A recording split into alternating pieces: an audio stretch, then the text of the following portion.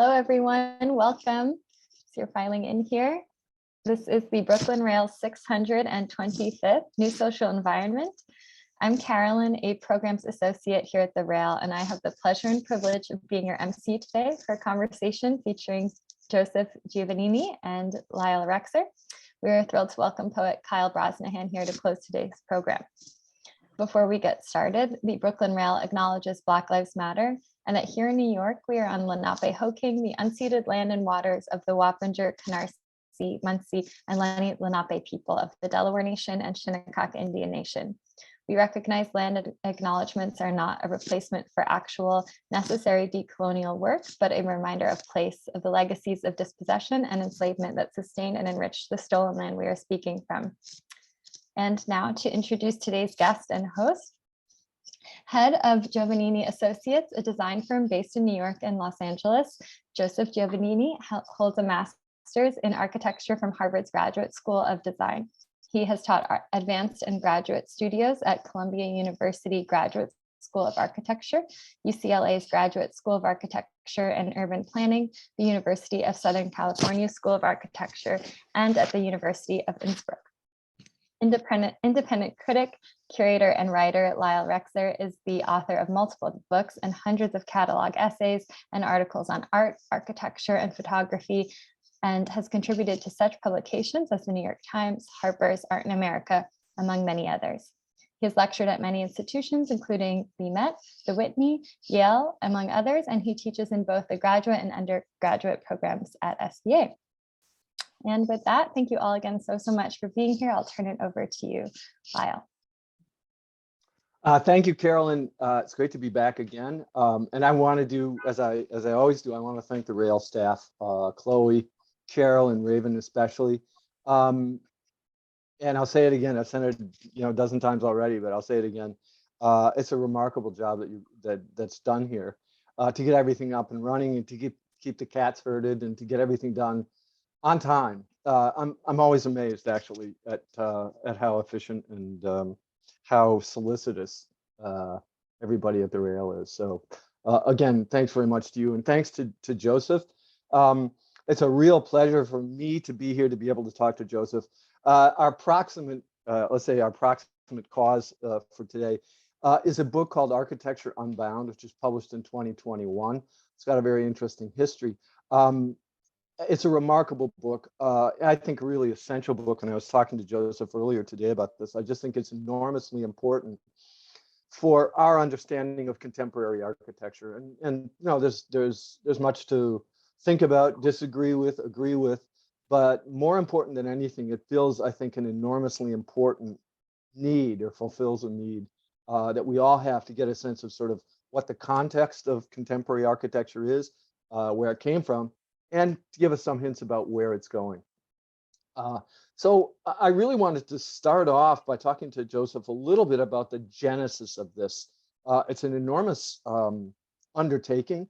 I think the book is something like 800 pages, close to, with copious illustrations. All these things, to anybody who's ever done a scholarly project at all, you recognize the challenges involved. And this book represents an enormous amount of work. And Joseph, I wonder if you'd talk a little bit about kind of the genesis of this project and its interesting peregrination to publication in 2021, because it started a long time ago. Well, like a lot of interesting ideas, it started as an accident. I was asked to meet a publisher, Alexander Penny in Doubleday, who wanted me to, I was then at the Times and writing about design and architecture. And she wanted me to go into MoMA and pick out 100 objects that I found interesting. So she wanted to know what my eye thought. And so I wasn't really interested in doing a catalog, and like a good editor, she drew me out and said, well, what does interest you, or what's interesting in architecture at the moment? And I wasn't prepared for the thought, but I just sort of scanned my immediate experience. And I said, well, there's some architects who are interested in chaos, an interesting thing for an architect to be in. These are priests of order, and yet they're dabbling in chaos. She said, well, that's sounds interesting, write a book proposal. And at the elevator, she said, just as the doors were closing, and give it a name. So I spent the summer writing the proposal and thinking of name, and it seemed that some architects were interested in constructivism, some in deconstruction, and some in both, some in neither. But I conflated the two terms and into the neologism, deconstructivism, and called the book "The Deconstructivists." So she left Doubleday. I went to Knopf and had an editor there, and worked on it for about 3 or 4 years. In 1992, finished the book, and it was all about an architecture of nonlinearity, basically. Right. It was not about one and one adding up to two, but numbers hopscotching, irregularity, eccentricity, distortion, and she wanted me to put it in chronological order. And I thought, this is an editor who doesn't understand a book I've spent 4 years on. So I withdrew it. It would have taken another year and a half to try to puzzle out some order. It was really spontaneous generation among a number of people in a number of different sort of architectural centers, cultural capitals. So it would have been highly distortional to put it in chronological order, because there was no real chronology in this spontaneous combustion happening simultaneously in a lot of other places. So I put it on the shelf, and life went on. And then as accidents happened, we moved. And so I took it off the shelf to move, and I sat down with it, and I thought, well, this is actually pretty good. It was a substantial manuscript. And I thought, all I have to do is just change the verb tense from present to past. And rather than talking about it in the present tense, I could talk about it as a history. But a lot had also happened between 1992 and 2012. Right. So I had to bring the book forward because a lot of stuff had happened, and particularly the digital revolution. And I also decided to bring it backwards into a deeper architectural history and a deeper intellectual history, which actually goes back to the mid-19th century when mathematicians were challenging Euclid. So I expanded it in both directions, backwards and forwards, and finished it just before COVID hit. And so that delayed it by a year and a half.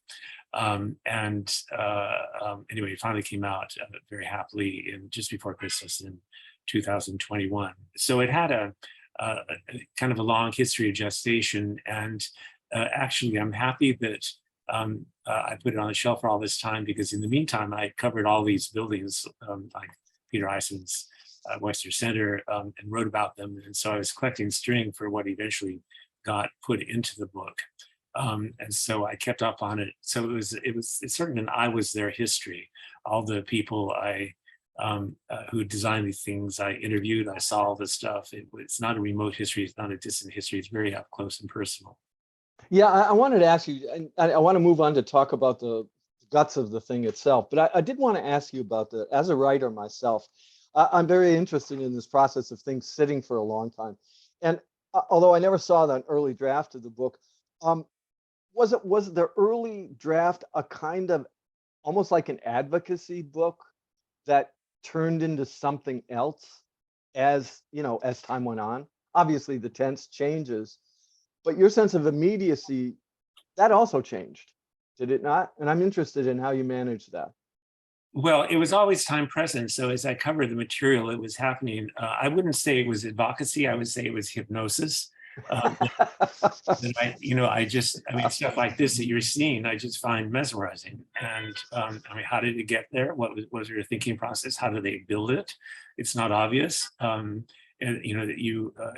trained as an architect, and I do practice, and the way I learned to draw was on a flat sheet of paper. So you measure things in scale, but if you try to draw something that's irregularly curvilinear on a flat sheet of paper, you really have problems.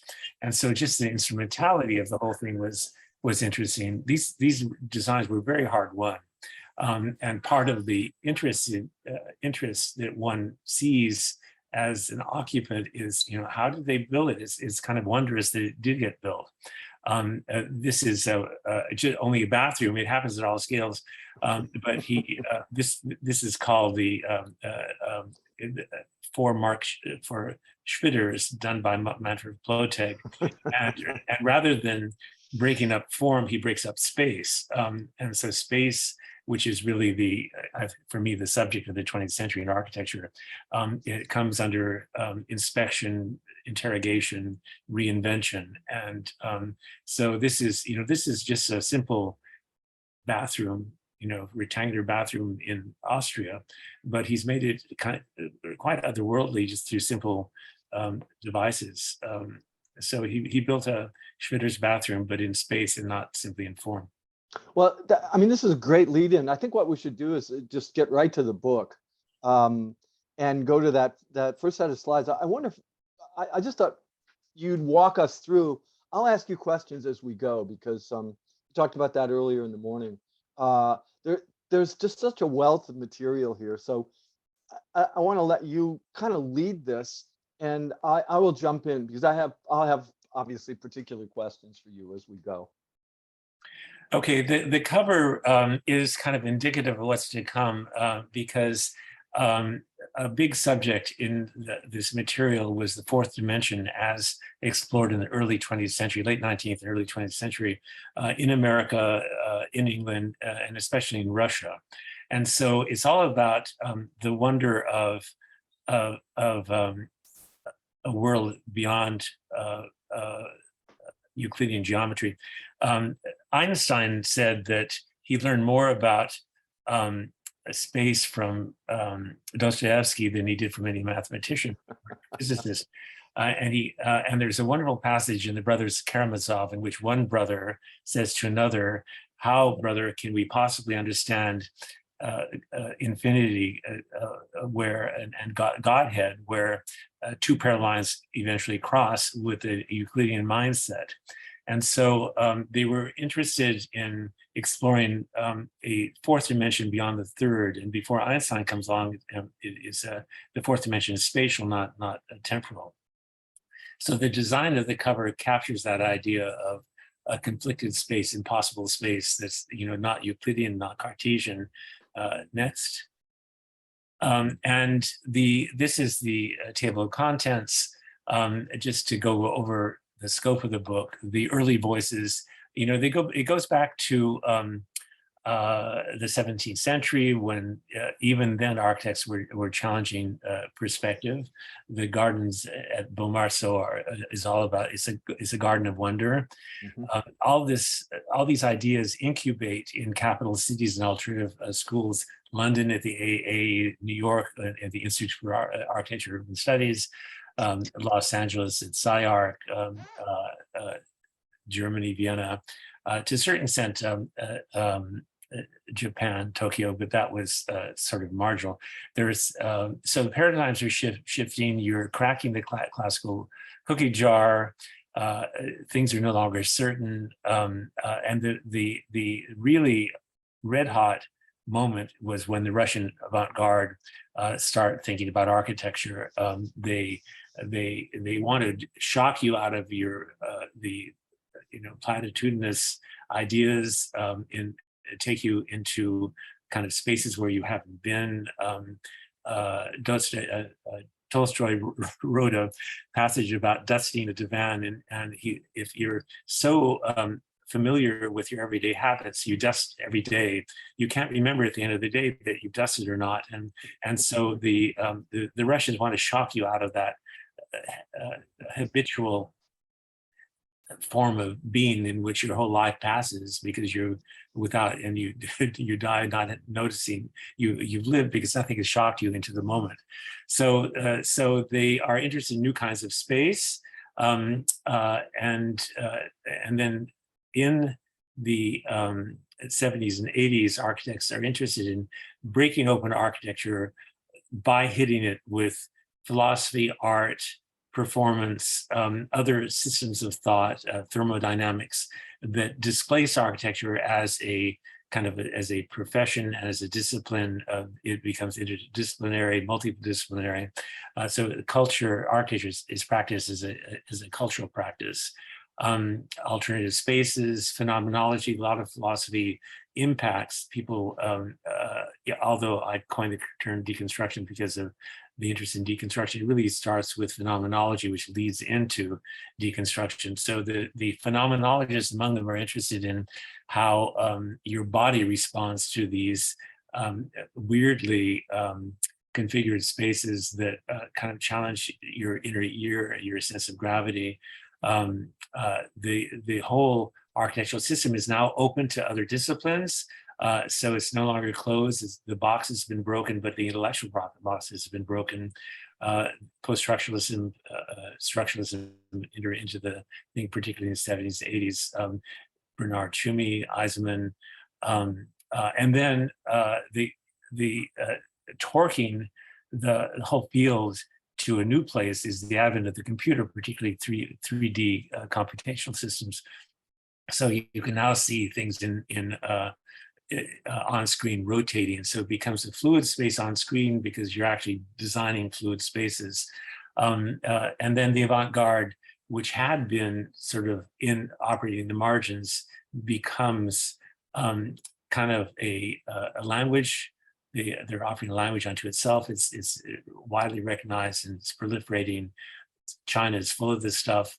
It's a whole new dimension. Next. So after the war, in 1966, long after the war, modernism was challenged first by Venturi in 1966, as I said, who writes Complexity and Contradiction in Architecture, the same year that Aldo Rossi on the right writes the architecture of the city, in which he talks about archetypes, these forms that have existed in all Western cultures, from the tabletop to the city. Next. The same year, however, what is not widely known is that Claude Brosnahan, French architect, and Paul Virilio, a phenomenologist and theoretician, step into an oblique world when Virilio, who's a student of the war and the Blitzkrieg and comes from Brittany, walks into one of these bunkers that has surfed down the embankment and lodges itself in the sand. And so it's an oblique world. And he finds it quite fascinating because his normal points of Cartesian reference, the vertical, the horizontal, the XY axis, no longer exist. And he calls Claude Brosnahan to look at this thing. And Brosnahan says, "Le vertige, mais c'est formidable." I love vertigo, and so they start challenging the classical horizontal and the skyscraper vertical, modernist vertical, by proposing a world on the oblique. And as you see in the diagram, as you walk uphill, it kind of tugs on you, and if you you're walking against gravity, and as you walk downhill, it pulls you. Next, please. Oh yeah, so you can make buildings out of this. And in a church in Nevers, they build the ground plane on the vertical, on the oblique, and they're also rehabilitating the notion of a bunker, which is the closed form, by cracking it open. So on the diagram at the top, you see how it's shifted to the side, and the section is cracked open, and then they've inserted the kind of an oblique in the section. Next, so they built this church, which admits light, whereas bunkers didn't. They're opening to defensive structures, so it's not as defensive. And inside the next. Hey, Joseph, I want to interrupt for 1 second. I have a question that's been on my mind. I wanted to ask you this. It's a broad question about a paradigm shift that's obviously going on with Perron and Virilio. That idea of the let's call it the ramp, or changing the plane of experience inside a building. Obviously, we'll see some antecedents to that, but I'm thinking, my question to you is, and maybe that's symbolic of the repurposing of a bunker as a church, was a lot of the activity around breaking open the box and changing the angle at which people actually experience, let's say, a floor. Did all that come out of World War II as a kind of experience? When we think about how architecture was compromised during World War II by the fascists and certainly by the Nazis, was there kind of just an instinctive reaction by people like Parent and Virilio against the notion that we could have those buildings anymore?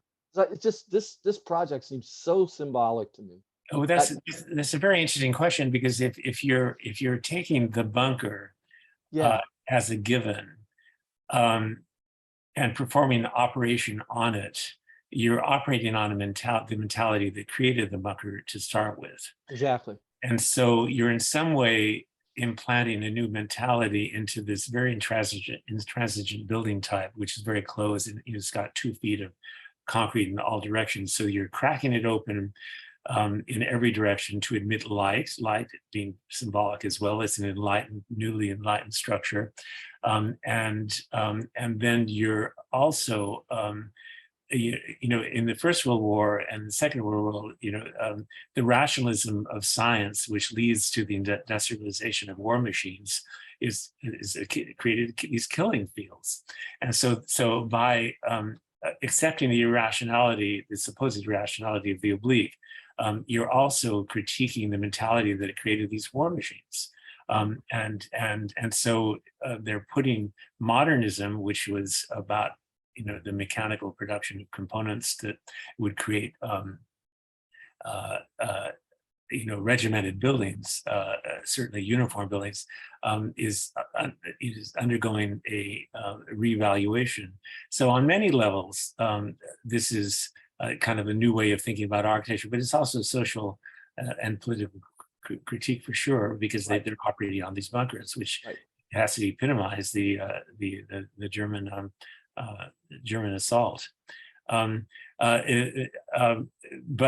it was also a way of rethinking, I suppose, Catholicism as well, because you're inviting the churchgoer to appreciate the fact that he and she have a body, and you're going uphill and downhill, and so it physicalizes an experience that's supposed to be spiritual. So in some ways, humanizing.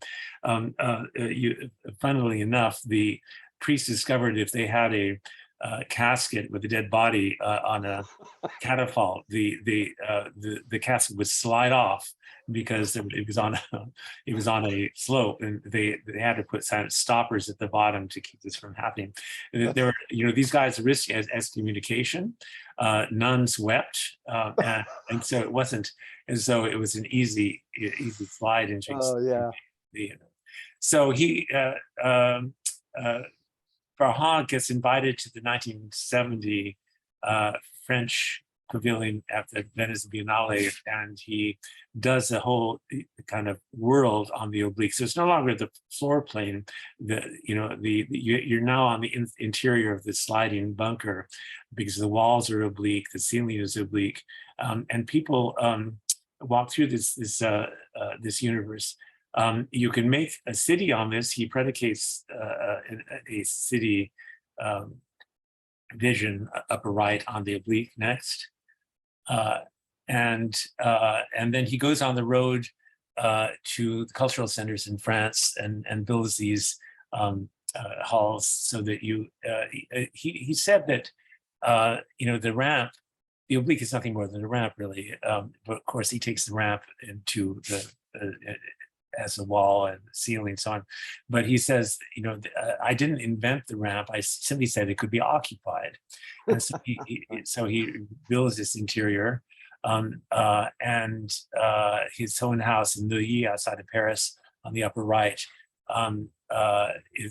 This was a simple garage. It was about a 6-car garage, commercial garage, and so he spatializes it much as Hans Hoffmann would do on his paintings. He spatializes the facade by coloring it so that it's recessive and these planes advance and recede.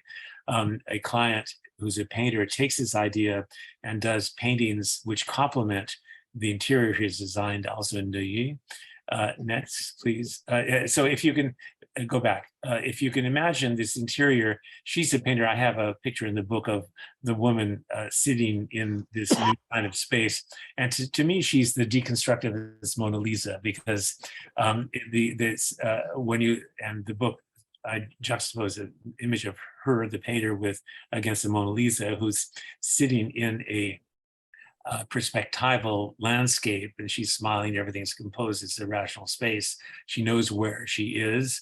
I mean, physically, she's planted in a room in a much larger landscape space, whereas the deconstructive Mona Lisa, the space around her is kind of impossible. It doesn't add up to a whole number. It's irrational space, and so it's a Mona Lisa in a new spatial condition. Next. And so here inside his house in Neuilly, he's built this interior landscape. Here on the left, his wife is the figure on the left, and they're just having a chat. This is in the 70s when people are exploring conversation pits, but this whole house is a conversation pit, and it doesn't structure space. You're not sitting opposite someone or next to someone. You're sitting with people in a group, and so the actual conversation is deformalized.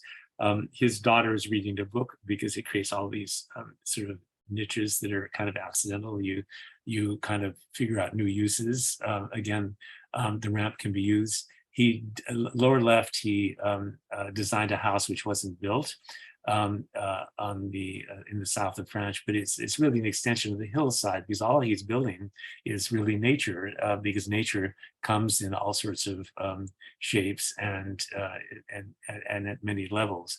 On the right, he convinces a developer to build a shopping center on the oblique. It's as though it emerges from the landscape. It's quite rational. It works. He's got ramped access to shops just inside the facade.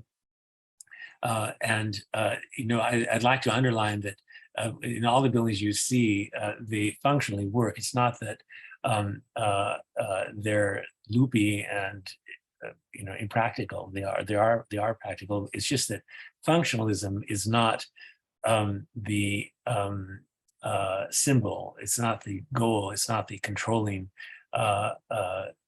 vector in directing people to how they design. So form is not function.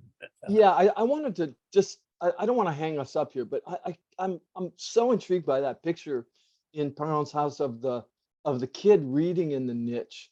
And I'm thinking about so much of this architecture that's in the book, and so many of the projects that they strike me as the sort of thing where I would look at it, it seemed unfamiliar at first. I would look at it and I would say to myself, oh, I'd never want that. But the more I think about it, then the more that, the kind of sense that it makes, not just in the particular situation, but maybe even more generally. And I'm wondering, I mean, as an architect, has that been sort of one of the benefits of many of these projects that, that they kind of gestate for you personally, an idea that seems strange at first, but then the logic of it emerges over time, and at some point, all of a sudden, it seems absolutely right. That's what strikes me about so many of these projects. They seem so strange at first, and then they seem so right over time. Well, there's a history to this. Gaston Bachelard, who philosophizes about space, writes about the attic of Right. houses, and that's where you go to dream. That's where you park your things, and it's an oniric space. And the only thing that Brosnahan has done is he's created these attic spaces with, sloped ceilings, because it's a roofscape. Basically, you're occupying the interior of the roofscape. He's brought the attic into the living space, basically. And Right. so these are spaces where you can dream, and you can also cook and serve dinner and so on. But this is a wonderful little cubbyhole that is an accident of the planes. I'm sure he thought about it. He dimensioned it so it's usable, and so it's practical. And so this became Chloe Parhan's space, and where she devoured books. There's a passage in my, I quote her in the book, in which she talks about the discovery and how her kids love to come over, and it was quite different than the furniture. There's no furniture in this place. There are only planes, as opposed to all the heirlooms that her friends' families had, acquired and sitting formally around a dinner table. So you live differently in this space. You dream differently. It's just, it activates parts of you that formality doesn't. I was invited to a concert at the because of my press credentials at the German ambassador to the UN. So he lives at 720 Park Avenue, the building that Jackie Kennedy's father had developed. So we're in on the top floor of the circular staircase, and I felt so uncomfortable because the disposition of the rooms is so formal that you're really in kind of a the social expectations of your behavior are in the floor plan. It's highly ritualized. You're greeted at the door, and the kids come down, or the lady of the house comes down the staircase. She makes her entrance, and you go into a drawing room before you go into the dining room, and then it's a mentality that you don't acquire in the interior of Claude Parhan's house, and you think differently. Space conditions how you think, and this is different space, so you think it liberates you. Great. Next. So Parhan is, I'm emphasizing Parhan because, Venturi had a huge impact, as did Rossi, but there's a lineage that comes out of Parhan that's not so well known. Tom Main Morphosis designed at the Cooper Union a building that's on downtown, and so the interior, he makes of the ramp an entire architectural feature. So people, and it's not literally a ramp because it's a staircase, but the staircase is used as a ramp. And so he threads this thing, it becomes a social space. Everybody bumps into each other here, as opposed to the isolation of an elevator. There are elevators in the room, in the building, of course. If you want to zip up, you can. But most people choose to use this very inviting staircase because it's like the Spanish Steps. It's socializing, it creates a sense of community, it gives the building a heart. Next. Rem Koolhaas is the same thing here's Jean Nouvel, who had worked with Claude Parhan, and who, just as he was leaving Parhan's office, builds for family friends the house that Claude Parhan would have built also in the south of France. Comes out of the hillside, it's kind of an extension of the landscape. It's a landscape house. And in he also designs the Philharmonic in Paris. This is an interior, very fluid landscape that's oblique, but sort of the curvilinear way. Next, the exterior of the building is all on the oblique, but what you don't see in this image is the back is a landscape on which there are oblique paths that climb all over the building. So the oblique character of the geometry allows the entire carapace of the building to become a landscape that's usable. It becomes a park. It's a root park. Next. And Jean Nouvel in the National Museum in Doha created an entire building on the oblique. He, I'm sure, got this past the permit people by saying, well, it's actually a desert rose. There's the Sahara and probably other deserts create this. There's a stone that takes on the form of a rose. They call it desert rose. So use that as a kind of local metaphor to build a building that's a desert rose. So this is a museum where no walls are vertical.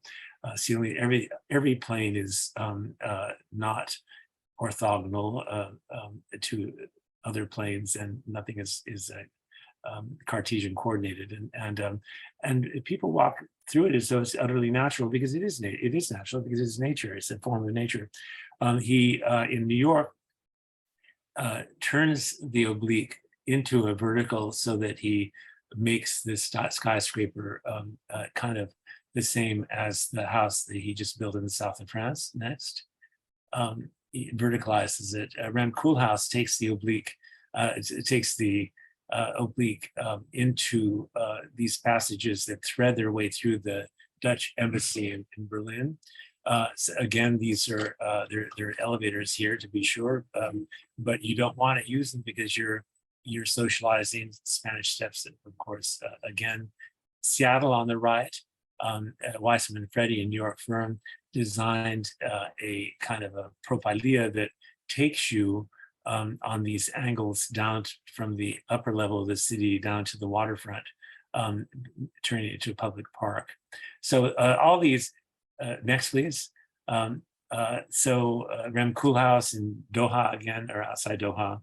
The National Library, so the exterior of the building, interior landscape, all on the oblique, designed by folding papers in this origami. It's an origami project, but Rem is not one to give credit, but when I saw him at a Pritzker event at Versailles, I had just come back from Doha, and on the same trip actually, and I said, did Claude Parhon influence you? And he said he was just reluctant to admit a direct influence, but he said, well, you know, I look at a lot of things sort of pregnantly.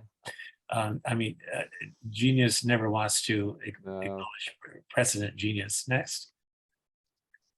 And then in the wonderful opera house in Oslo, they've made the oblique into a city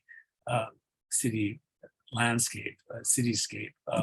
Everything's on the oblique. The building itself, curiously, is surprisingly orthogonal. There are about 1,000 rooms inside, and it looks like it's very much like a factory. But these, from the city plan, it kind of extends the ice-scape, the notion of, there used to be, before global warnings, chunks of icebergs that would float into the bay here.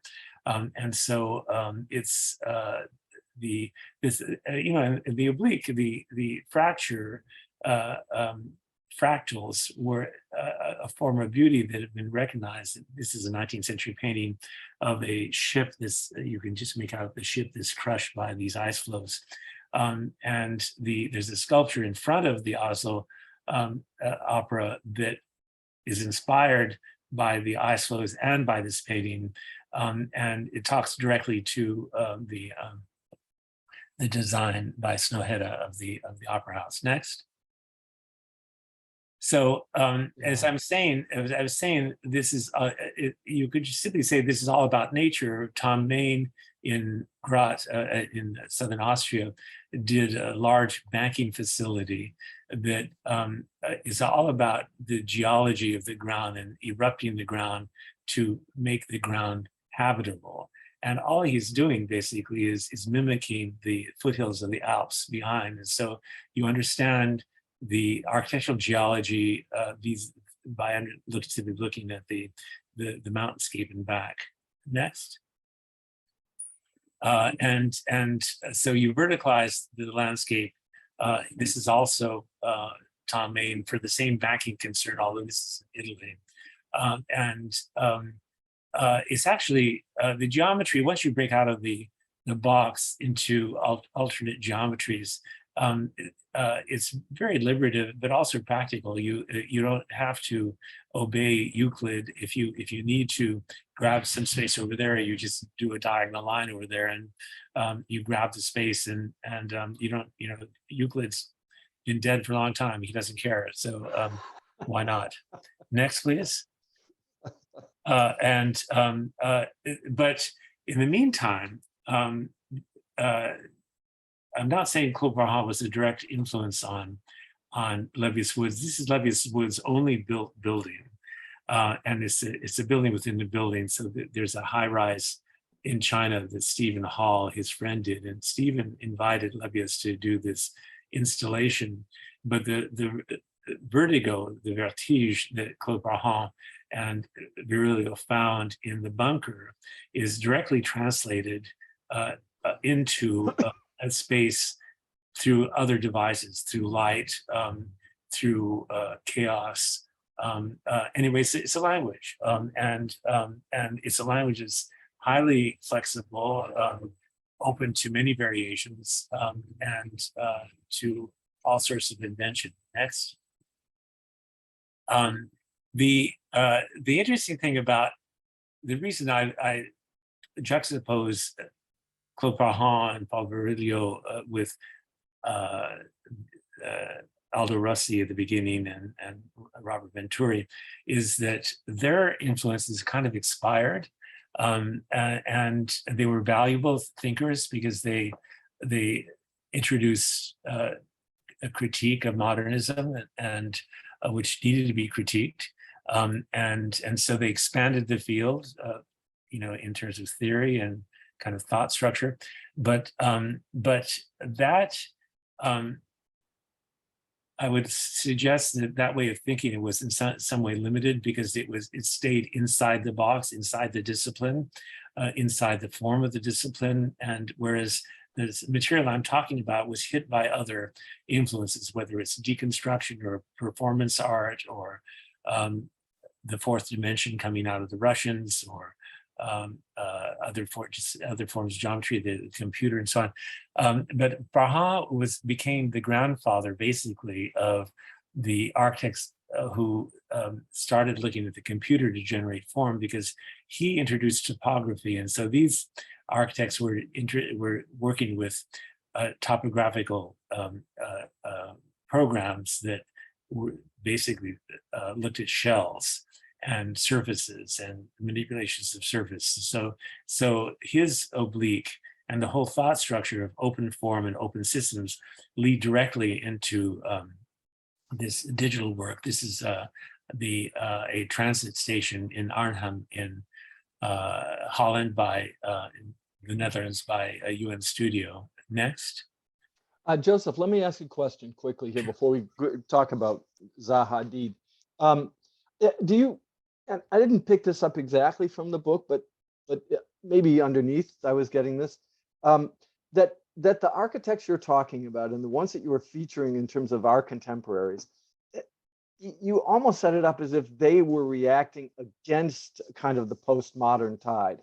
In other words, not so much critiquing modernism again, but really reacting against what sort of postmodernism had become with people like Michael Graves and and Rossi and a whole group of architects.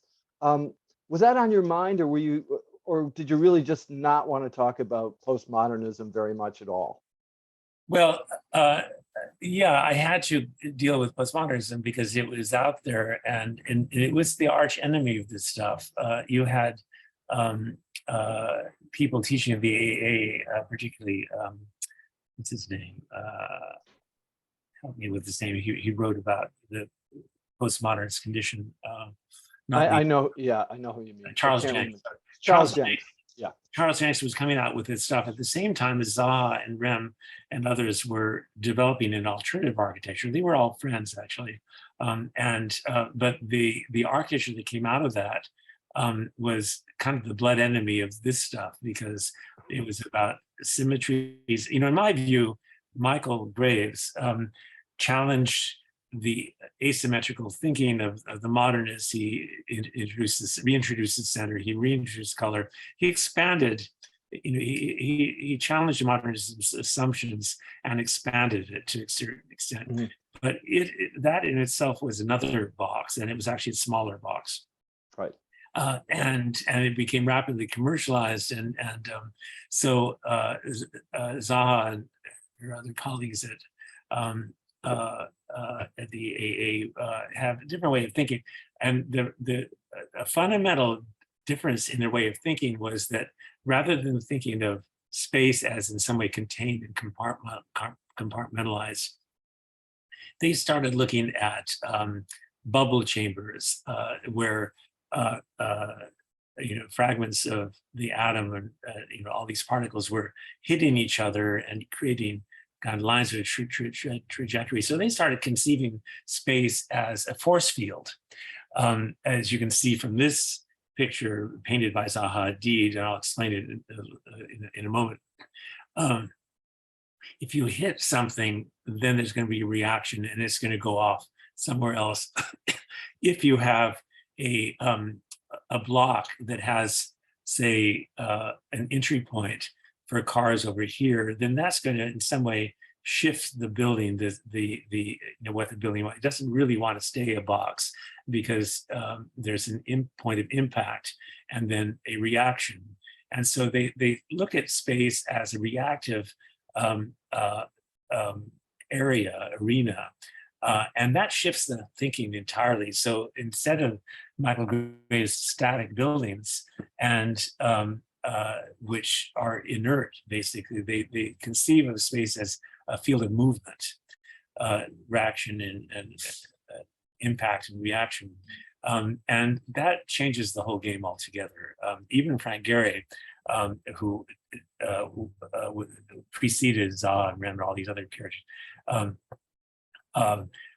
even though he does forms that are about movement, and he actually is interested in impact, his spaces inside are not do not reflect this new way of thinking. But everybody in Zaha's generation, anybody who went through the AA and in other areas that were affected by the AA, reconceived space altogether, and that works beautifully with ties into the Russian constructivists, because they were interested kind of in a fourth dimension, something that's not bound by the three dimensions. And so there's a synergy historically when they start looking back.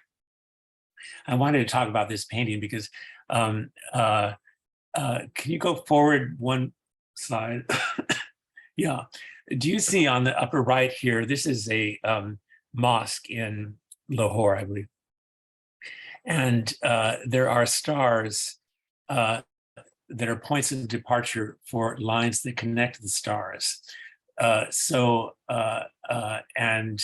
it creates this sense of infinity. You're just kind of drawn in it, and everything connects to everything else. They're discrete stars, they're discrete geometries, but it's also a field. Now go back to the previous slide. Zaha does the same thing. I'm not saying, she's of course Muslim, and she would have seen this kind of geometry. I don't know whether it was embedded in her memory or not, but she gets and she starts doing these tableaus. And you see the building at the top. She reiterates that at other scales throughout this tableau. Just below it to the right, there is a bird's eye view of the project.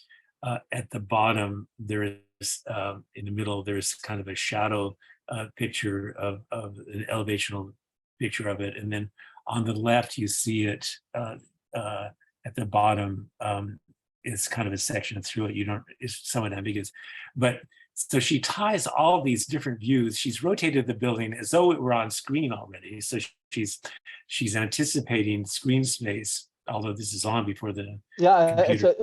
It's a very much a kind of cubist idea, for representing, the experience of this building, which I love. Yeah, completely. So she's looking at it from all sides in multiple views, but she ties this all together with a graphic integument that creates a different form of space. It's just, this is space that is irrational. You can't put it together. It doesn't form a box. It's not Renaissance space. It's not about perspective. I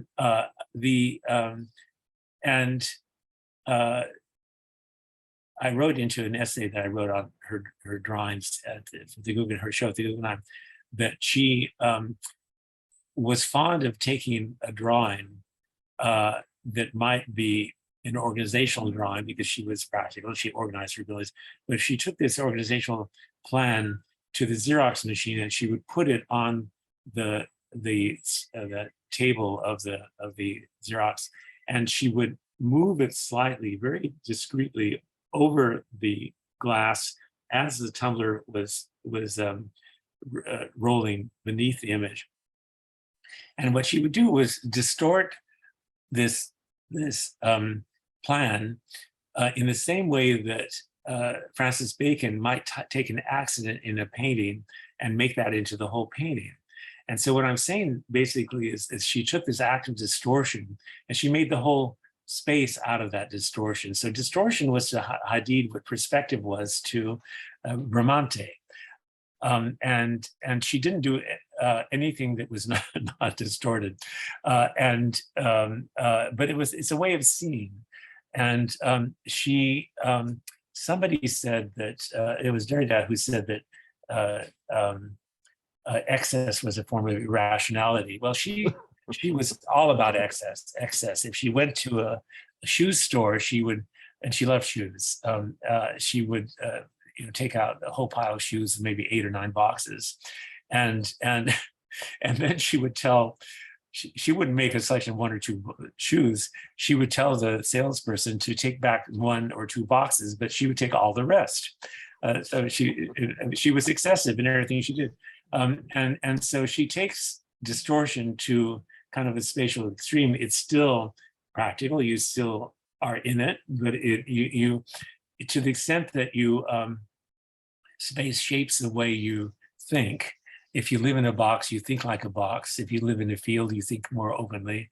And this kind of space challenges your thinking because it's not about gravity, it's not about control, it's about, maybe it's liberative. Anyway, it's a really interesting thing to do at a Xerox machine. Next.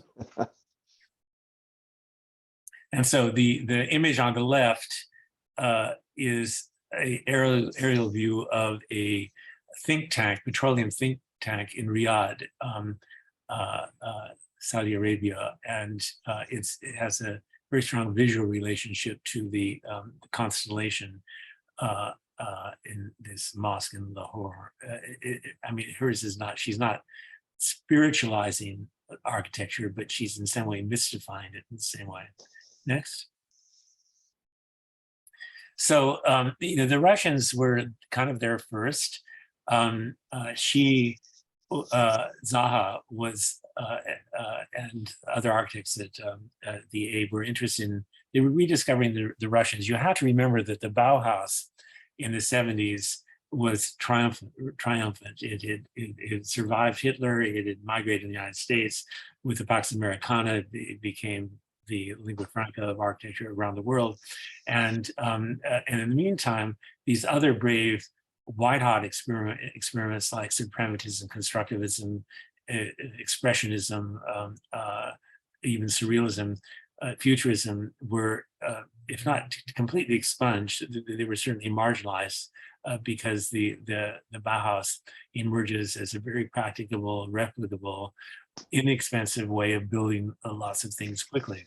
But at the AA, they made trips to Russia and they rediscovered not only the Russian supremacists, constructivists, and rationalists, but what they considered the fourth dimension. They were interested in the fourth dimension as a spatial dimension that delivered you to kind of a different realm where you can contemplate Godhead, or at least where 2 parallel lines intersected, as Dostoevsky said. And they did it with these paintings, these drawings. Here's Liszewski on the left, which is kind of impossible space. You have black shadows implying multiple suns, so it's not a singular thing. He intersects ways of axiometric with flat planes. He doesn't introduce perspective here, but Al Hell and other painters later would do, they mix drawing types. Here on the right is a collage by Malevich showing how utterly different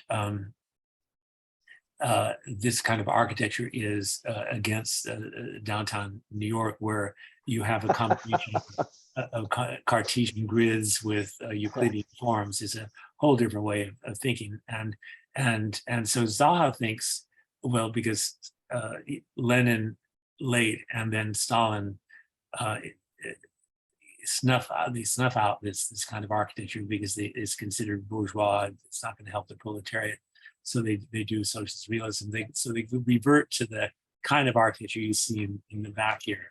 It's an industrialized architecture, basically. It's about Cartesian wallpaper. Next. And so on the left, Zaha does this projective relief that jumps out of the plane and it goes back into the plane. So she's forcing perspective, and all her volumes recede to different vanishing points, and vanishing points don't agree. Unlike a Renaissance painting where everything vanishes to a point, or there might be multiple points, but they all agree with each other. Here they disagree. So she's creating an impossible space. Liszewski in this prune room basically says that he wants these forms to architecturalize, to come out into space. So he's timidly coming off the wall into space. Zaha is doing the same thing in her relief on the right. Next. I owe these two drawings, or these two images, to Lyle. And I don't understand them completely because, and they should have been in the book, and I thank him for bringing them to my attention, but Liszewski does he's trying to architecturalize suprematism into something that you can actually walk on and live in. And do you see how in the lower half below the floor, he's making space problematic because it doesn't quite agree, but it might agree with the stuff at the top. You can live in this room at the top, but how you live in that space at the bottom, I don't really know. And Lyle, maybe you can explain that image and the image on the right. He's coming off the wall in the way that Zaha does. Right. Yeah, I was very interested. These ideas, especially about the display of works of art in particular, which they were thinking a lot about in the 1920s. There were some major exhibitions that happened in Germany and more widely in I think in Austria and not so much in France, but there was a lot of thinking about how people engaged works of art, how they lived with them, and how those things actually impacted people.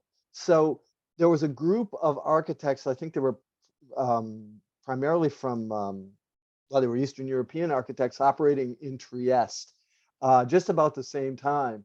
And they put together a proposal for a museum that looked like our image on the right, in which things were floating, things were hanging, things were falling. And the whole idea of the experience of a visitor is much more sort of, it's much more dynamic. It's much more, what would be the right word? It's based on certain sort of, I would say a sense of the occasional and the problematic. On the other hand, Liszewski was a little bit more buttoned down in terms of that. But his original designs, as I read about them for the abstract cabinet, was that there would be lots of mobile planes. That is, work could be on walls that would shift. It could be in vitrines that would move, that would be transparent or clear. So clearly there was a lot of interest in mobilizing the viewer and mobilizing the space, the things in the space, even if the overall space remained relatively rigid. But I did have a question for Joe about this. And I know, I mean, we literally could talk about this all day because there's so much great stuff in here. But here's my question. And it has to do with how memory functions in these new kinds of buildings. It's very easy for us, as we travel around and we go into spaces, it's very easy to remember certain spaces and forget about them because, they're so ordinary or they're so conventional. And I'm wondering how memory works in buildings like Zaha Hadid's, for example, or some of the buildings by Errico and Moss, or even some of the buildings that you've shown us that Parent designed. How does memory work in that? What's our sense of, do we need these buildings to feel like we can remember them easily, or that the spaces hang together, or do we not need that? Is it a different kind of experience of memory inside these places and outside? Before you get to memory, you have to understand that these buildings all intensify the moment. They reify your sense of the present because you're experiencing these things. Mm-hmm. So rather than gliding through something that you understand and don't remember, can't really remember, you're the experience of the moment. You're in the moment more in these spaces because you can't really anticipate what's next. They're intense. You're curious about them. They kind of activate your mind and your body by kind of putting your body in different positions because you're walking downhill, uphill, or you're not. You don't necessarily know where you are at any one point in time. So Right. it arouses your curiosity. So I would suggest that the spaces are more memorable. I mean, we're about to see a slide of Zaha's building in Baku. I remember being there intensively because it was just so wondrous. It's just like being in a movie that, by being an actor in a movie. And just as you remember scenes in a movie or movies, I would suggest they impress you and therefore they imprint on your memory. Mm-hmm. So let's look at that Hadith. Yeah, right. So this is a building in Azerbaijan done for a very authoritarian regime, kind of an oil regime that comes out of the Soviet Union. It's still bonded to the Soviet Union, but somehow or another they asked Zaha to do this cultural center, and it's Azerbaijan is part of the Turkic constellation of countries. And so there's something mystifying about this building. It's slightly a fine carpet, but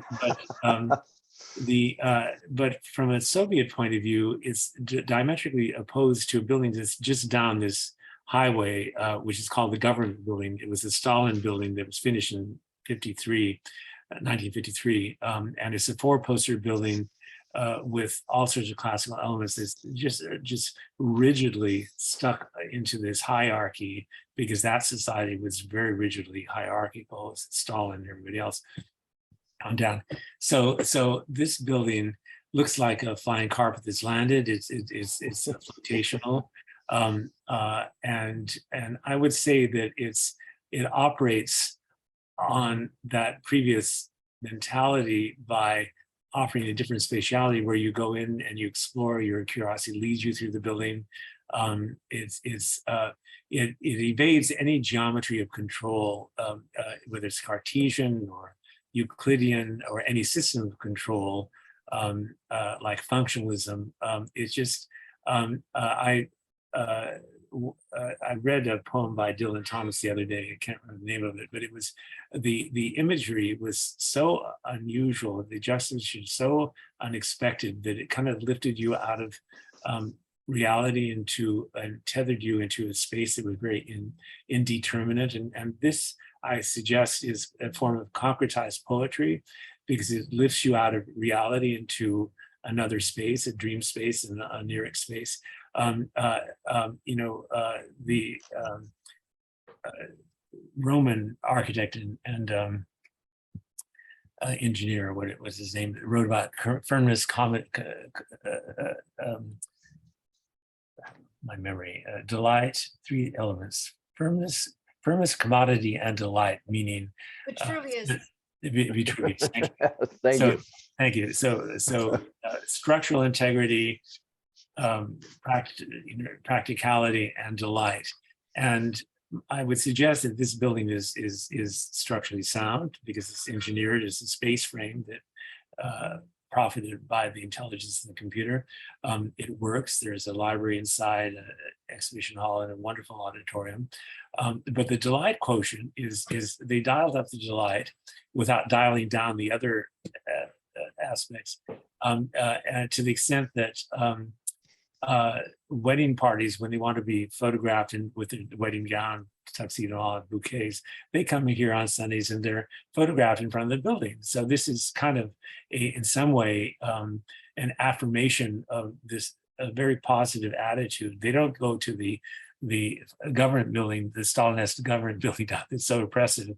They go to this very joyful building instead. Originally, the government wanted to build a fence around this entire park, to protect it from the people. And the architects said, you know, this is for the people. This is the people's building. We want them to walk around the building to discover the whole thing. And so maybe, just maybe, this building has a mentality that might affect and grow larger within this otherwise very restricted mentality. So I think as I say, I would suggest that this building is a form of concretized poetry that, like the Dylan Thomas imagery, the metaphors, are just lift you into this kind of realm of improbability that it's a space of wonder. And so let's hear it for wonder. Yeah. Joseph, I think they're going to pull the plug on us. Yeah, okay. But I wanted to ask you, based on... Can we read this one sentence? Yeah, sure, absolutely. It had taken decades for architects as shapers of alternative realities and curators of counterfactual enigma to arrive at this state of constructive irrationality, to design in the moment, for the moment, when the floor tilted, the oblique acquired force, and the field started to break and buildings move. And that leads to my final question for you, which is, all these buildings or these currents or these new, let's call them investigations of architecture, where do they lead us? That is, how are they changing the future in terms of what the built environment will be like for human beings? You have thoughts about where we're headed? I mean, you know, more positive thoughts than sometimes I have, I hope. Well, you know, I think that this has been a really positive inflection point in architectural history and perhaps cultural history. Kind of open boxes to different ways of thinking. And whether, now I have to say that my take of this avant-garde is a very particular take. There are other avant-garde, architectural avant-gardes and other ways of breaking other boxes. And I think that this has been a stimulus for architects to, and even a competitive stimulus, because this stuff is all spectacular. And once people get over the immediate shock, they end up liking it. The Frank Gehry's Disney Hall was abhorred by a large part of the LA population at the very beginning, and now it's loved, and it's all in all the car ads in Los Angeles, and so it's been accepted. But in its acceptance, it's somewhat normalized. But to stay ahead of that game without repeating it, and you can't really repeat it because then you become derivative. It has spurred architects to think in other diverse ways, and so I think it's of lasting impact. I'm not saying that the specific forms here, even the oblique, are going to be perpetuated indefinitely into the future, but the notion of always investigating, pushing into unknown territory now is a way of thinking that's embedded in the field. So it's hard to go back. So I think it'll be lasting influence, and of course there'll be reactions to this action, and there'll be a conservative reaction against this, I'm sure, because that happens. But it's been stated, and it has to be acknowledged in some way. So it's historic, I think. Great. We have almost half again as many images to go through, but for those, I think what you'll have to do is everyone will have to get the book, okay, and read Joseph's text. That's what I've been doing for the last 4 or 5 days, and it's been really exciting. And actually more than that, it's been kind of revivifying for me. I wouldn't go so far as to say it's filled me with a sense of hope, but the products of the imagination that get profiled here are really, really inspirational. And so I encourage everyone with any interest in architecture to dive into this, because I think it's a really, really important resource, both psychologically, culturally, and intellectually. Anyway, I want to thank Joseph for making this available to us. And I'm sure there are questions out there. If Chloe, if you want to manage the chat, I'm not sure what's been going on, but And Yes. thank you, Oh, Lyle. Carolyn. Thank you, Lyle, for keeping me on this side of sanity. It's not where I like to live, by the way. This is so great. Yeah, we've gotten a couple of questions. First, we will go to our very own GE. You can go ahead and unmute. Thank you so much. Thank you, Lyle. Thank you, Giovanni. Has what's become sort of like a cutthroat competition, which seems to have turned so many architects into kind of like, you know, entrepreneurial like pirates and stuff, ruining this, you know, this ruining the cityscapes. I don't know, thinking of Camden Yards and places like that. But has it killed the avant-garde too, or is there hope? And where is it? And who is doing it now? So I thank you in advance for answering that. I didn't quite understand the question. Can you rephrase it? Just say the same thing again. Oh, sure, absolutely. Well, just the idea of all the competition that seems to be happening in the field of architecture right now, which seems to be sort of pirate entrepreneurialism, or entrepreneurialism run rampant in a sense. You know, sort of taking hold of some of the cityscapes. Is it killing the avant-garde? And where is the hope? Excuse me, the hope that even Lyle was alluding to, perhaps, or wondering about. And who should be looking to now that's out there? Perhaps good guides. Well, are you saying, do you mean by piratism, people copying these people? And yeah, a lot of plundering and, you know, that kind of thing. And instead of really, you know, reaching and finding something original, I suppose, you know. Well, you know, it's a very interesting question. The issue of influence is a valid one. And of course, all these architects who are in my book have been influenced by each other and by precedent architects. It's only valid if you transform the influence and own it in a way that's successful. I think this stuff is fairly difficult to imitate without failing. And there have always been imitators. I mean, you know, schlock modernists, schlock commercial postmodernists. So that's always going to happen. But I would say that this is more, I don't know that there are many Gehry imitators because he has such a copyright on his forms. That's not quite so true of Zaha. She was imitated, but always poorly.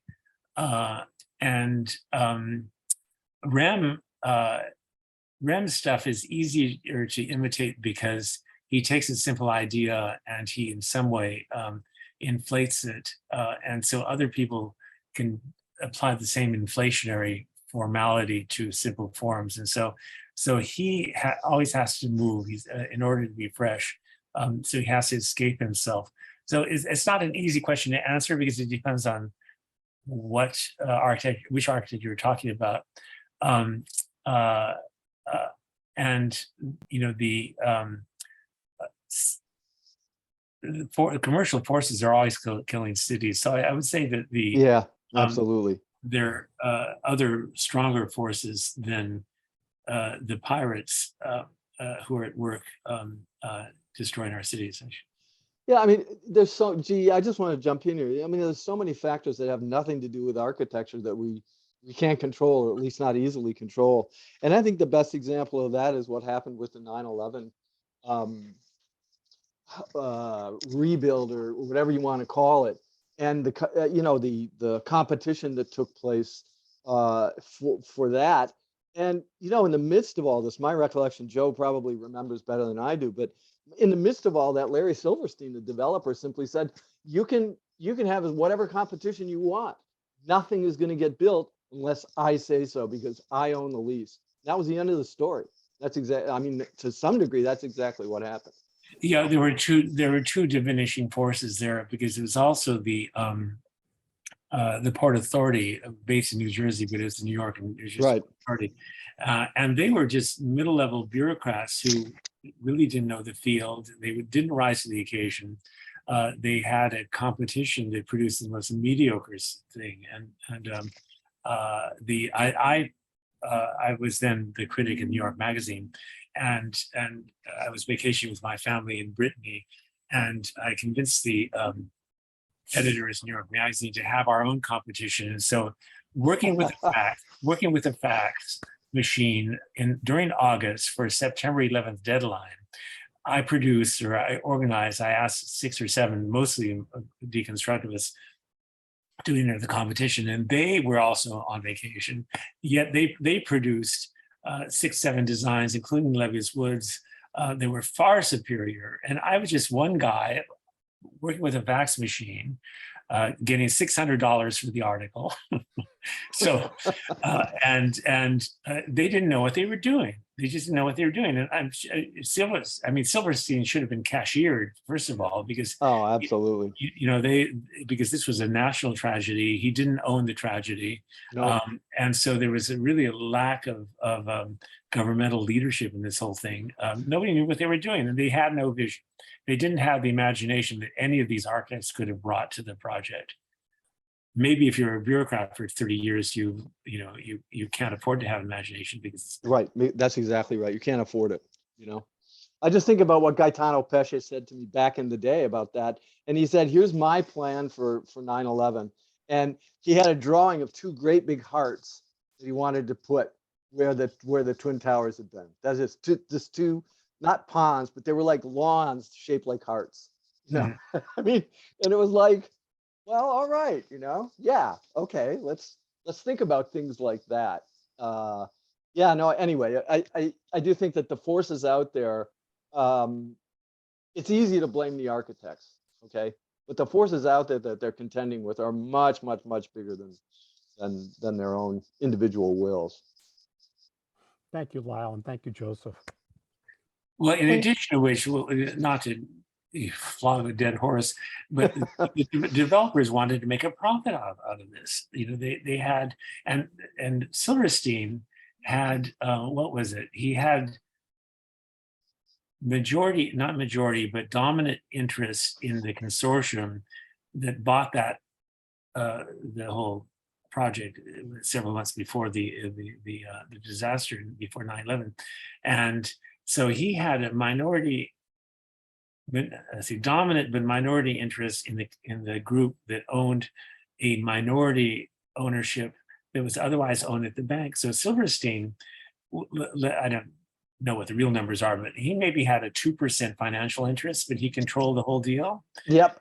And they wanted, the consortium wanted to not lose, of course nobody wants to lose any money, but they wanted to make a profit off their investment. Right.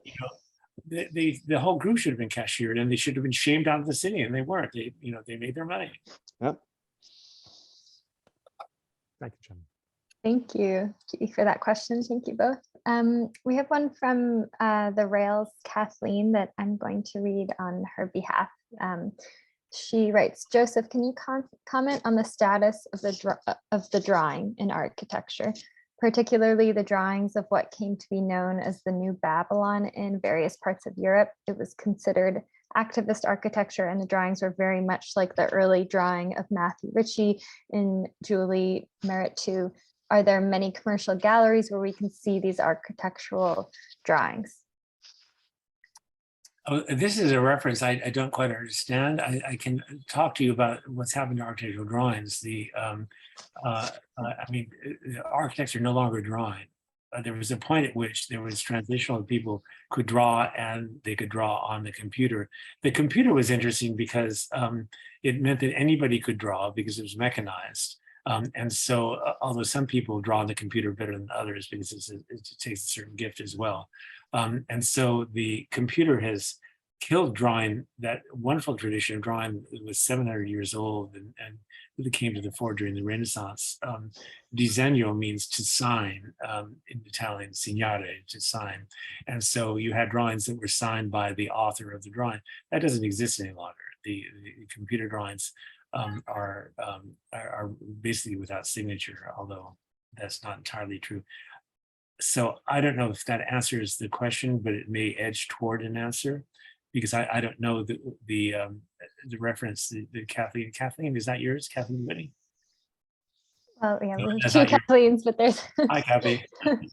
our Kathleen is Kathleen. nodding. So Yeah. So I don't know, so that was Kathleen. fine. Yeah.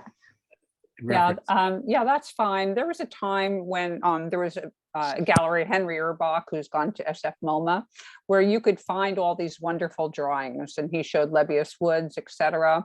So I had seen some of the kind of, I guess you would call the kind of De Stijl and Reichfeld, and then they had the kind of New Babylon drawings. So I used to be able to see all of these in New York. I'm not sure. I think that there's a new gallery on Broome Street that has to do with architectural drawings, but I certainly think whenever I sit with friends, older friends that are architects, and watch them draw, that their drawings are beautiful. So my question was more of a kind of aesthetic one rather than relating to the history. Yeah. Well, yes, that new gallery is called 93A. I think it's on 93 Broome Street. And they I haven't walked in yet. Well, too bad you haven't, because they just had a 2-month show of Claude Parhon drawings, and it's the person who owns that and his wife inherited all the prints that his father had done. I can't remember his name, because he was a master printmaker who came out of the Warhol factory, and so he did prints for Warhol artists, and then he migrated into architecture. And so they have a wonderful archive from the 70s and 80s and early 90s when architects were still doing this stuff. So yes, you can see stuff there. And Henry Urbach's gallery was very small. You have to love him for, one man, small gallery doing all this stuff. Trying, yeah. He's since gone on to curate at larger institutions. But that, and Max Protech also did that. Max was very important at a certain time because he commercialized architectural drawing, so they were profitable for architects to draw, and so it was a form of encouragement, and he gave it a lot of exposure. He ended up focusing more on art than architecture, so that was a loss from an architectural point of view. But anyway, that tradition still exists tenuously in this mom and pop store, 93, I think it's called A93 or 93A, Broome Street, and they do they try to integrate the old stuff with newer production by younger contemporary architects. So it's still around. I'm afraid you threw me off with the New Babylon thing. Okay. Not aware. I had looked at drawings, and they were pretty wonderful, the way they would occupy the field and kind of go kind of honeycomb. So they almost look like they were contemporary drawings by an artist. Yeah. I see. Yeah. Thank you, Kathleen, for that question. We have just we're a little bit over time, but we got a great question from another Kathleen. I'd just like to read briefly. She asked that she would like to ask Joseph, isn't the oblique dependent on the horizontal for visibility and functionality? Everything inside these buildings is concerned with function and returns to the horizontal and vertical. Well, if you like to hike, you're not really concerned about the horizontal. I'm not a hiker particularly, but people go through hills, and the horizontal, as far as I can tell, exists only on the horizon line on a lake or an ocean. So we don't miss it in nature. I know that Ray Eames, when they wanted to torture Ray Eames, they would eliminate horizontal surfaces because she couldn't put her collections of objects on horizontal surfaces. So by the time you want to put a plate on a table, you probably need a horizontal. But I taught when I taught at Columbia in one of the semesters. It was in maybe 1996, 1997, and people were doing blobs all over the place. I encouraged the students to create two languages. One was an orthogonal where you might need U surfaces and maybe some walls if you needed walls. But I don't know, when I remodeled our apartment I guess it was in the early 90s, because not here, not these books, but this is my wife's library. It makes me look more intelligent. My library, all the books are on angles. So I built a bookcase on a diagonal, on the oblique, because the books want to lean naturally, and so you can challenge the horizontal, but sometimes you need it. So just build it. It's not. I don't know that the oblique needs the horizontal, because I would just refer you to any mountainside or any, and if you live in a village in the mountains, you've got all these paths that are going up and down. So, but I guess by the time you get to the dining table, you might need it. Well, I'll give you another example of what I'm speaking about, which is that I'll give you the example of my most hated building, which I know you know, which is a Broad Museum in LA, right next door to the Disney Museum. Yeah. And, the building is somewhat of a shell in terms of the use that it's put to. And you come into this incredibly organic structure on the inside with the gunite ovoid walls, and then you go up in the escalator to where the paintings are, and everything returns to the vertical and the horizontal, so that the interior of the building is a complete contradiction to the exterior of it. It's very similar in an odd way to Disney Hall, where you walk in from this beautiful facade and all of a sudden everything is horizontal and vertical because of the basic function of the building, which is to be a place in which the normal takes place, which relies on the horizontal and the vertical for function. Well, that's, both those architects are not as evolved spatially as other architects like Zaha. Frank wraps his buildings as much as important as he was and as inventive he was. He ribboned these hall. And so that, and if you go to his studio, he stacks boxes together, and he might puncture them so they relate to each other, but they remain boxes. And it's basically true of Disney Hall, to have to modify that because the interior was shaped by the movement of sound, but it's still a box. And Delors Scofidio are not particularly spatial objects, they're architects, they're conceptual artists. I would simply refer you back to the Museum of Doha, where in the Desert Rose, there really are, it's a perfectly functional museum. And if they want to hang a painting vertically, and occasionally they do, they simply take an arm off the wall and hold the painting off the wall on its own shadow. And it's all the more isolated and all the more prominent as a result. So you don't really need, the functionality of the museum does not demand, the horizontal vertical services necessarily.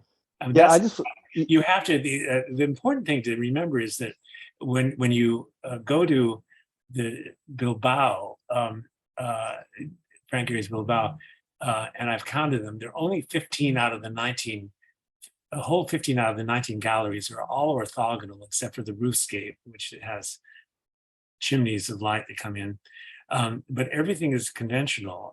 There are only 3 or 4 galleries that have undulating walls. But the important thing is that you walk through these clouds of ribbons that wrap the thing, and you're mystified. So by the time you get inside, you don't realize that it's not a ribbon of space, because you've been so convinced that you're in this magical arena, and maybe that's the rule, the role of even wrapped buildings. I would also submit to you that you probably haven't seen the Broad building. I happen to like it a lot, but first of all, you had to deal with Eli Broad. He wanted to maximize the site, and so he demanded an envelope. You couldn't spatialize it in any way other than building a box. He made his fortune by eliminating basements and attics and staircases. He was and so he did that to these poor architects. So they were operating at a deficit. But if you go to the top, what's not easily understood because of the walls. They put walls in. If you went in before the walls got built, the ceiling undergoes a Haddidian distortion so that it seems to warp.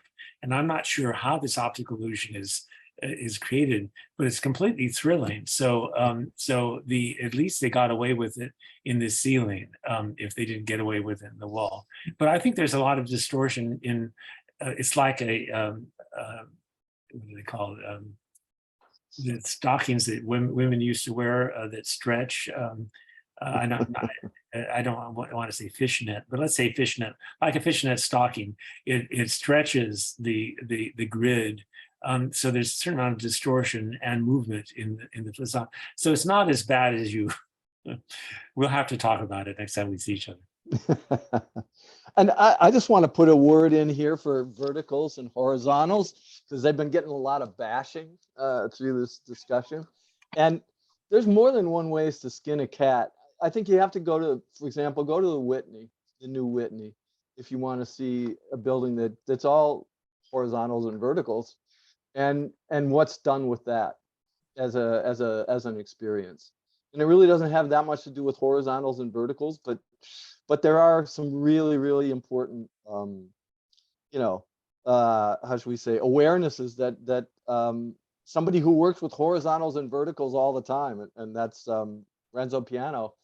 He's learned a few things about how people experience those spaces, and it's one of the reasons why I think the Whitney it's a tremendous success. And I didn't think it was going to happen, but it did. Yeah, I'd like to go on the record and have I'm a great admirer of that building, and not from a deconstructivist point of view, because I'm not going to apply that expectation to a piano building. But he urbanizes the building, he industrializes it in an area that wants it. He opens the ends so that you have views of the city and the water as well, but it's also compressed enough that you have a concentrational experience.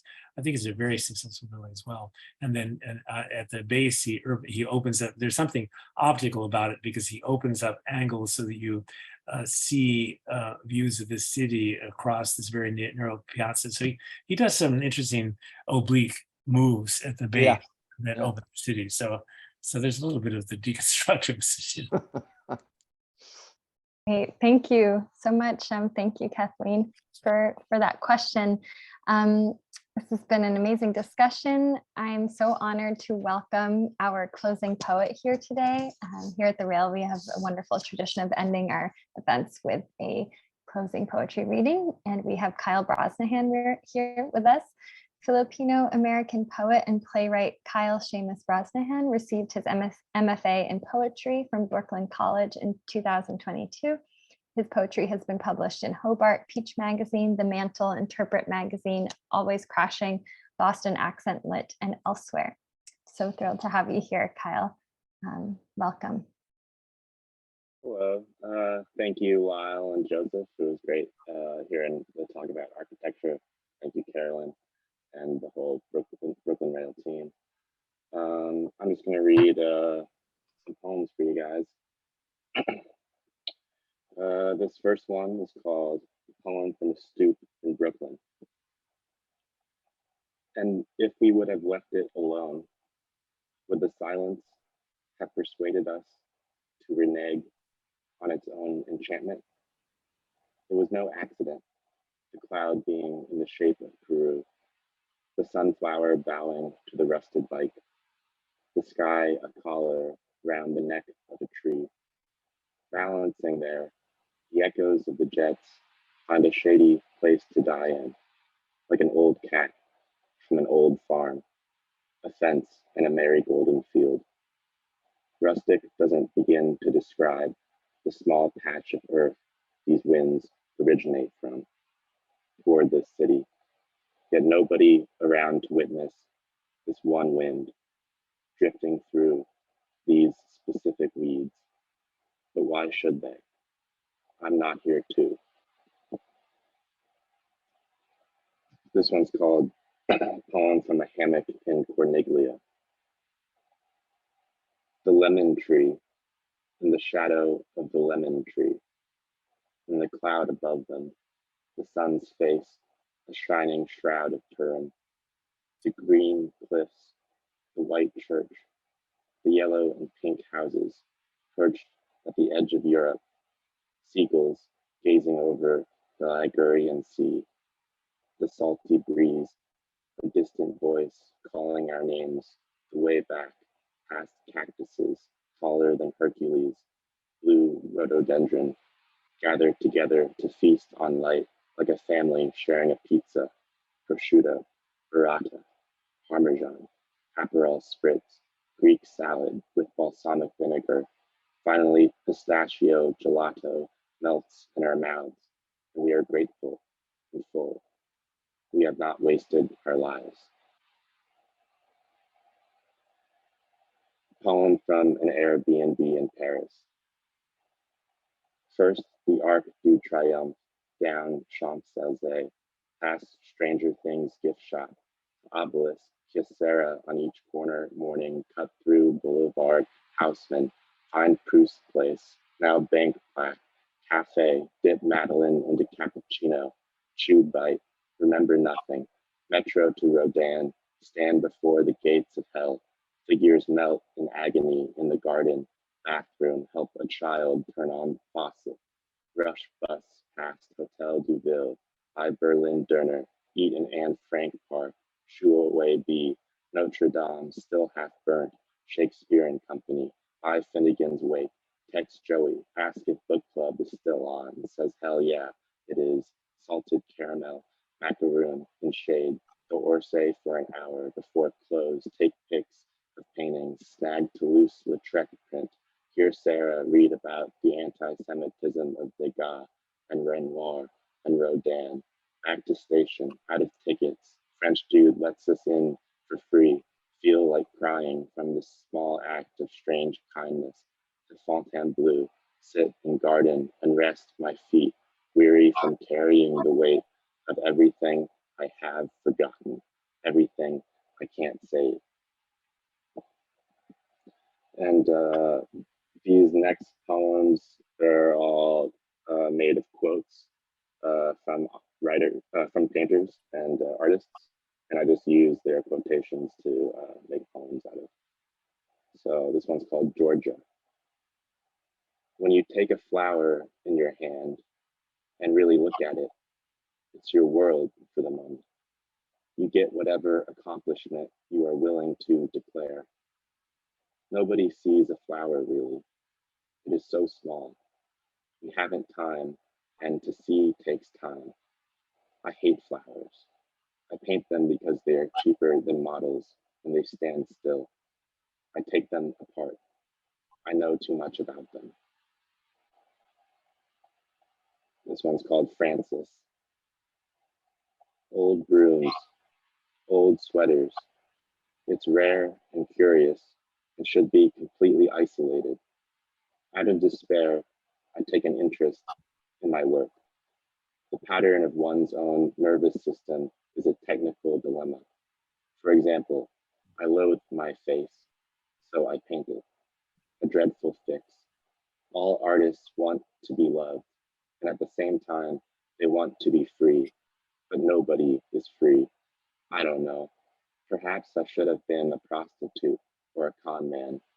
It was vanity made me a painter. And frankly, I have no inspiration. My art is an accident, as is my life. This one's called Joan. I want to make a surface work. Sunflowers are like people to me. I carry my landscapes around and paint for me and my dogs. We are in the studio and they watch. I don't like fields of sunflowers. I like them alone. It's a still place, like one word, one image, a feeling about like Michigan, not a style. I got two more. Samo. I'm not a real person. I'm a legend. I cross out words so you can see them more. I don't think about art while I work. I try to think about life. Somebody's holding a chicken, and underneath that chicken, somebody's head. If you want to talk about influence, there are about 30 words all around you all the time. Words like thread or exit. The more more I paint, the more I like everything. I was making art in an airplane once. I was copying some stuff out of a Roman sculpture book. This lady said, "Oh, what are you studying?" I said, "It's a drawing. Every line means something, a mood. That's a copyright symbol, so I won't get sued." And this one's called Andy. I am a deeply superficial person. I like boring things. Think everybody should like everybody. Sex is more exciting on the screen and between the pages than sheets. The most exciting thing is not doing it. If you fall in love with someone and never do it, a good picture is one that's in focus and of a famous person. I love Los Angeles and I love Hollywood. They are beautiful. Everybody is plastic. I love plastic. When I got my first television set, I stopped caring so much about having close relationships. People sometimes say the way things happen in movies is unreal, but actually, it's the way things happen to you in real life that's unreal. The same lunch every day for 20 years. They should have movies in restaurants. I can't believe so many people get together just to sit there. Isn't it abstract? What are these people watching? Thank you, guys. Amazing. Thank you so much, Kyle. Huge thanks again to Lyle and Joseph for this incredible conversation. We'd like to thank the Terra Foundation for sponsoring our NSE program and making these daily conversations possible. Today's event has been recorded and will be up on our archive and YouTube channel shortly. Please check the chat for a link to donate to support our writers, editors, and operations here at the Rail. And join us tomorrow at 1 p.m. for a conversation with James Meyer, W.J.T. Mitchell, Josiah McElhenney, Jorge Mackey, and Natalia Girovska on the event of the double identity and difference in art since 1900 at the National Gallery of Art. And we'll conclude with a poetry reading by Mick Toma. You can now turn your microphone on and we'll unmute everyone and say goodbye as you leave. Thank you all again so much. Thank you so much. Thank you, It's Joseph. so great. Thank you, Lyle. Thank you, Joseph and Lyle. Thank you. Lyle. Thank you so much. Wonderful. Joseph. Everyone go check out Thank the you, book. Joseph. Thank Thank you. you, Lyle. Everybody. Thank you Thank for you. those incredible poems, Kyle. Those were Yes. amazing. Thank you, Kyle. Thank you very much. Thanks. Thank you for the reading, Kyle. Thank you. Congratulations on the books. Thank you. Thank you, Lyle. Thank you, Fong. Thank you, Vaughn. Really sure. Thank you, you all. Thank you. Very exciting. Can't wait to re-listen to it later. Woo. Yes, indeed. Go get the book. Buy the